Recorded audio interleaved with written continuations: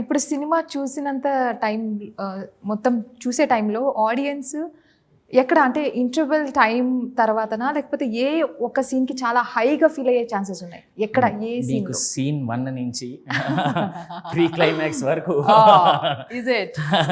Scene 1 నుంచే మీకు high ఉంటుంది.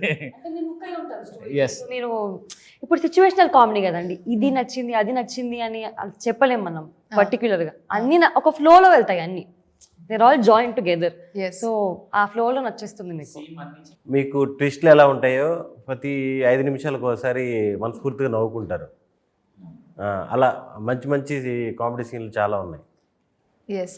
అండ్ ఇప్పుడు వస్తున్న సినిమాలు చూసుకున్నట్లయితే కామెడీ జోన్రా కావచ్చు, లైక్ చాలా ఎక్స్పెరిమెంట్స్ చూస్తున్నాము. అందులో కొన్ని సక్సెస్ అవుతున్నాయి, కొన్ని ఓకే నార్మల్గా వెళ్తున్నాయి ఆడియన్స్లో. బట్ ఇది ఆడియన్స్కి ఎటువంటి ఎమోషన్ని గట్టిగా ఇస్తుంది అంటే ఏం చెప్తారు? హే భగవాన్ అంటే ఇప్పుడు సినిమా చూసిన తర్వాత ఏ ఫీల్తో బయటకు వెళ్తాం, ఆ ఫీల్ ఒకటి క్యారీ చేస్తాం మేము. సినిమాది 1 hour అయితే ఉండిపోతుందండి అలా మైండ్లో, ఏ సినిమా చూసినా అంటే మోస్ట్ ఆఫ్ ద మూవీస్.